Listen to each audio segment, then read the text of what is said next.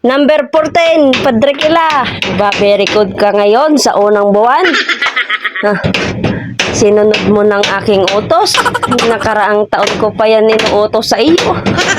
Madadla mga kaisla. Naku, natapos na nga po yung Pasko at bagong taon. Yung request ko nga po kay pambansa, aba hindi pa nga po natatrabaho. Ano ba yan? Kaya naman pagdating nga po namin dito sa isla, nagpahinga nga lang ho kami. Tapos kanya trabahuhin na nga niya yung aking nga pong ipinapatrabaho sa kanya. Yung aming nga pong kusina, yung aming lababo bulok na at bumagsak na nga.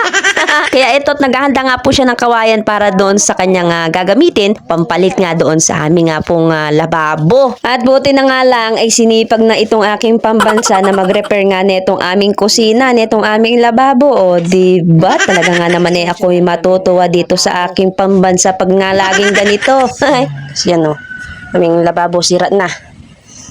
Papalitan ni pambansa. Kaya ng kanyang project ngayong unang buwan ng taon. Pa-project ko sa kanya. Ayan. Kahoy lang kasi ito gawa sa kawayan. So, matagal na din ito bago na palitan. So, papalitan niya ngayon. Habang libre pa siya at wala pa siyang trabaho. Kagani ni partner, mahirap daw talaga ang nagre-repair. Naku, kung meron nga lang tayong pera, bakit tayo magtsatsaga sa ganito? Di sana ipinasemento na natin to kung meron tayong sapat na pera, di ba? Para hindi na nga tayo sana magre-repair pa. Kaso wala naman tayong sapat na pera, kaya tama na nga yung ganito. Pangarap ko din naman mga kaisla na maipasemento nga itong aming kusina. Kaso nga lang, wala tayong sapat na budget para nga doon. Kaya magtsatsaga na muna tayo dito sa mga kahoy, sa mga kawayan. Matagal-tagal na nga rin itong aming kusina na ginawa nga po ni Tito Nick. Since 2016 pa nga itong aming kusina nagawa nga po sa kawayan. O, diba? Magsinelas ka kasi at ang daming Diyos mayo. Naku, naboang na. Walang vitamins ang pambansa. Walang vitamins ang pambansa. Naku, parang motor yan. Hindi sasalida, hindi uusad pag walang gasolina. Di ba na, darling? Oto-oto muna naman ako now. Mag-repair ng tapos inuoto ako. Wala daw siyang pang-vitamins. Walang pang-vitamins. Okay. Bibili na muna kita ng vitamins. Dalawa lang. Okay. Kahit dalawa lang? Tatlo na para I love you, para masaya ka. Hawakan na muna to. Hawakan muna natin. Hirap pala ng helper. Ay, ba? Mamaya, sala-sala yung ating trabaho ay. Hindi tayo mababayadan.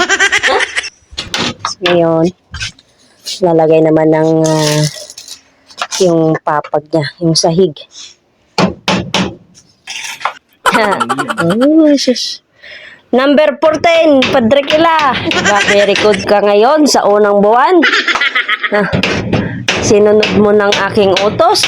Nakaraang taon ko pa yan inuutos sa iyo. Ayan, paano, daming trabaho, hindi din niya maasikaso. Dahil ngayon wala pa siyang trabaho, ay mag-repair na muna siya. Pag ganitong sinisipag ang aking pambansa ay natutuwa ako. Kaya lang magastos sa vitamins. Nako. Right. Alright. Nako, very good, very good. Diba Lalagyan nga ako. wala yung mga parang gusto nyo makipag-break. Charot. Ang bahay namin, maliit lamang. Pero malinis ito, pati na kusina. Aray! Majakit ka. Be, testing! Pwede mo na itong gawing higaan Dahil wala kaming lababong nabili, kaya pagtsatsagaan na muna namin yung planggana. Ito siya. Na binutasan lang namin para maging lababo. Ganyan siya?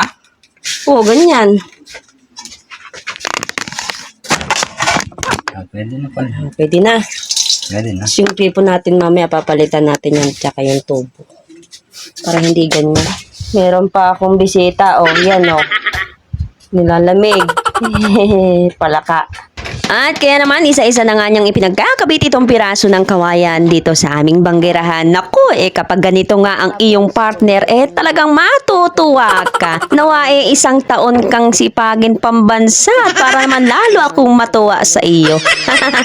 At kaya naman tinulungan ko na nga itong aking partner sa pagputol-putol na itong mga kawayan na kanya nga pong gagamitin doon sa aming lababo. Kaya kapag nagkapera na nga ako talaga, naku, ipasesimento ko talaga itong aming kusina para hindi na nga po kami nagre-repair pa. Nawa makaipon nga tayo ng sapat na halaga sa pagpa-repair nga po netong ating kusina. Gusto ko sana kahit half lang siya, half cement, half kahoy, para naman sana mapalitan na natin itong ating kusina na gawa nga po sa kawayan dahil kapag malamig, mahangin, naku, pumapasok nga po yung hangin dito. Napakalamig nga po dito sa bahay. At nung matapos na namin itong gawin, ito na nga po ang kanyang resulta.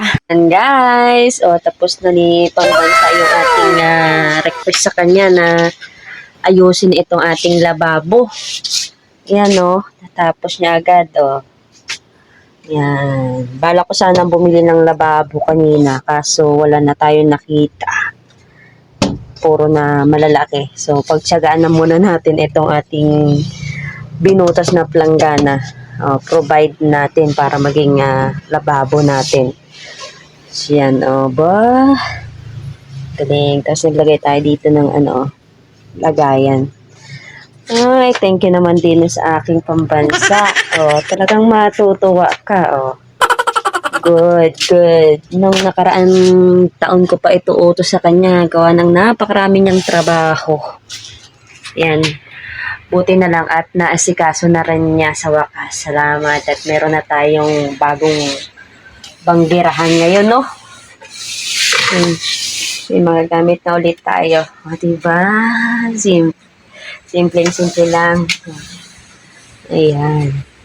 Yan. Thank you sa aking pambansa. Maraming salamat at tinupad mo na din ang aking request sa iyo na ayusin ang ating lababo. Yan. So, yan lang. Thank you for watching. Hanggang sa uli. Maraming salamat. Bye-bye.